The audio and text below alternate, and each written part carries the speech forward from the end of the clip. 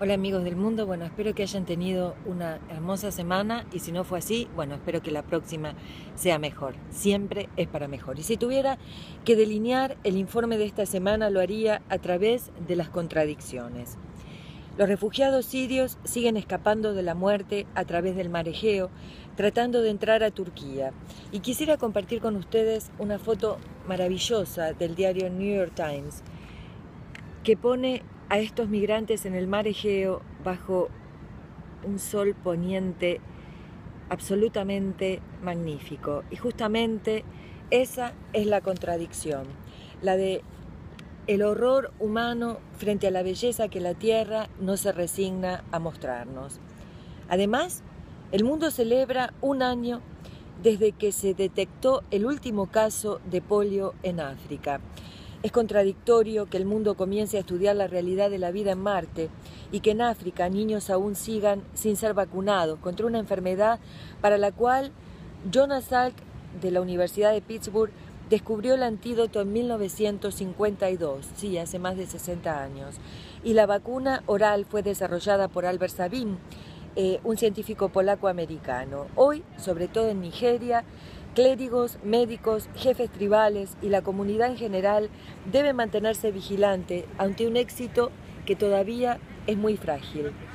Grecia, claro, otra contradicción, sigue debatiéndose entre la bancarrota y el nuevo acuerdo con los acreedores. Aunque el primer ministro Alexis Tsipras presiona al Parlamento para que apruebe privatizaciones y despidos, estas medidas lo empujarían a una nueva elección, luego de solo meses de haber asumido el cargo.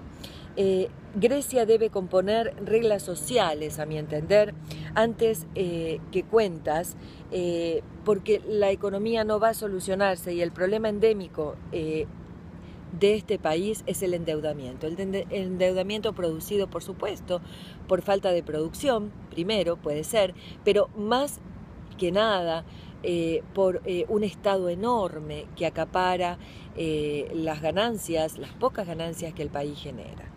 No hay progreso económico sin acuerdos sociales y educación importante. Y si de sin razones se trata, la situación de la guerra en Oriente Medio es absolutamente cada vez peor y los migrantes tratan de entrar a la devastada Grecia. Increíble, la policía usa bastones, gases, intentando detener a estos seres humanos hambrientos y sedientos dentro de un estadio en la isla griega de Kos. Y acaba otra imagen que me parece lamentable, una de las tantas, elegí una para mostrarles esta desgracia de la gente que escapa de la muerte y de la miseria en Oriente Medio. Así es, y lamentablemente asistimos hoy a una nueva tragedia, que es la explosión de un depósito industrial en Tianjin, en China, que dejó 50 muertos y 700 heridos, y el peligro sobre todo de una contaminación química en la ciudad. En el continente americano, la noticia es el viaje de John Kerry a Cuba para inaugurar oficialmente la embajada americana en la isla. El viaje es inédito y no se produce ninguna visita de ningún americano y sobre todo, por supuesto, de ningún jefe de gobierno desde 1945. Pero el viejo Castro no se resigna y sigue firme en sus convicciones de modé y autoritarias para algunos y justas para la izquierda extrema e incomprensible para otros. Bueno, resulta que ahora Castro le pide a Estados Unidos millones de dólares como compensación al embargo económico. Creo que con esta historia comienza una nueva telenovela por capítulos entre disidentes y amantes, en este caso, no entre hombres y mujeres o entre parejas, sino una historia de odio y amor entre el régimen de extrema izquierda castrista y la derecha americana. Una de las peores y más degradantes contradicciones de la condición humana es que quien esté a cargo de proteger agreda. Sobre todo me refiero a los casos de abuso sexual a menores. El escándalo tocó a la fuerza llamada Cascos Azules de las Naciones Unidas. El general Balakar Gaye, jefe de la misión de las Naciones Unidas en África Central, fue expulsado por el secretario general de la organización Ban Ki-moon. Es la primera vez que un representante de la organización internacional sale de su puesto por la fuerza. Pero aquí las causas fueron muchas, 57 acusaciones de faltas, de las cuales 11 son potenciales casos de abuso sexual a niños. Pez grande come pez chico, ley natural, que si no fuera por supervivencia solamente del mundo animal tendría sentido, pero cuando son los hombres que pelean por creencias encubiertas, entonces no tiene ningún sentido.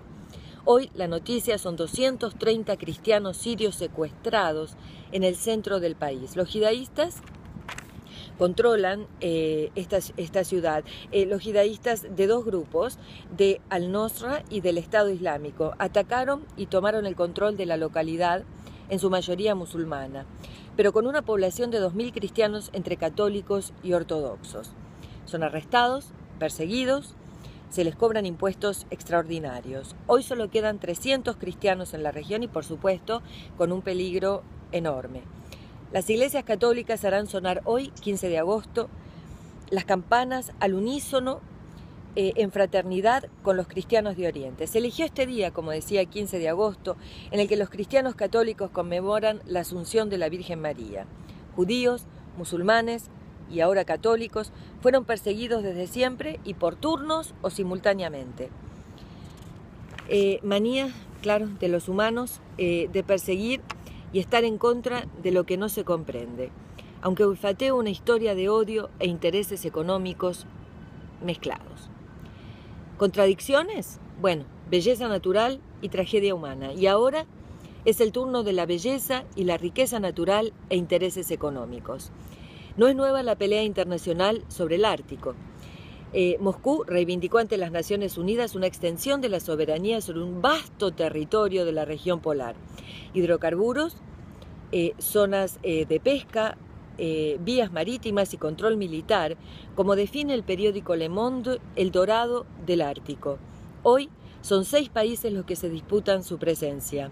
Rusia, por un lado, y los países, del otro lado del espectro, Estados Unidos, Canadá, Dinamarca, Islandia y Noruega. Se calcula que el océano Ártico posee entre el 20 y el 30% de las reservas petroleras mundiales y gracias al calentamiento global, lamentablemente, nuevas vías de transporte se abren en el continente. Rusia quiere hacer valer sus investigaciones científicas y tendría derecho, según ellos, a 1.200.000 kilómetros suplementarios. Canadá se prepara militarmente para no ceder ni un tramo, junto con sus homólogos americanos y daneses. El clima genera un problema logístico grave en la región para los exploradores. Pero claro, ninguna conquista fue fácil y todas implicaron guerra y existieron y existirán. Y las conquistas pacíficas, no existen. Sería una contradicción más. Las tierras conquistadas por los españoles hoy se debaten entre corrupción, guerras, entre grupos criminales por el control del negocio de la droga, inestabilidad económica y dictaduras. El Salvador, pequeño país centroamericano, vive niveles de violencia no registrados desde la guerra civil de los años 80. Solo en el mes de junio pasado 677 personas fueron asesinadas en un país que tiene apenas 6 millones de habitantes. Es el drama de los países con grandes diferencias sociales y con una juventud ignorante e empobrecida. Los barrios están gobernados por las llamadas gangas. 2 de las más crueles son La Mara Salvatrucha y Barrio 18. El gobierno ha embestido contra ellas, pero su poder militar no es fácil de controlar. Recordemos que son personas que a su modo de ver criminal no tienen nada que perder. Recuerdo trabajar en El Salvador y ver realmente, ya hace 15 años, gente absolutamente empobrecida y una ciudad muy peligrosa que quedó muy armada luego de la guerra civil. En fin, en México reina el terror en la población de algunas ciudades, pero sobre todo para los periodistas. Rubén Manuel Espinosa fotógrafo de 31 años fue asesinado y se suma a los 100 periodistas muertos y masacrados entre los años 2000 y 2014. Brasil, bueno, en Brasil la corrupción toca al centro político. Si bien no parece haber ninguna vinculación con la presidenta Dilma Rousseff, los ojos del mundo están puestos en el país, sobre todo por la crisis de Petrobras. El diario New York Times dice en su título que Brasil pasó de ser un país emergente a un país en emergencia. Esta semana fue detenido un exministro del expresidente Lula da Silva y uno de los fundadores del Partido de los Trabajadores, acusado por una trama dentro de Petrobras, que es la empresa petrolera brasilera, una trama de corrupción basada en sobornos y lavado de dinero. En fin, América Latina convulsionada y Estados Unidos sigue debatiéndose entre candidatos cada vez más opuestos unos a los otros y racismo. Las controversias, las peleas, las disputas callejeras vuelven a la ciudad cuando los policías siguen matando ciudadanos de origen de raza negra y a un año de la muerte de un joven en Ferguson. El mundo sigue y me quedan mucha más información para este informe que culmina hoy, pero que por suerte tengo el gusto de comunicarme hasta la próxima semana y lo haré esperando sus críticas. Bueno, también si están contentos con esta información que pretende ser un resumen de lo más destacado de la semana. Con mucho gusto para el mundo, desde aquí, hoy desde Miami, Silvina Vázquez.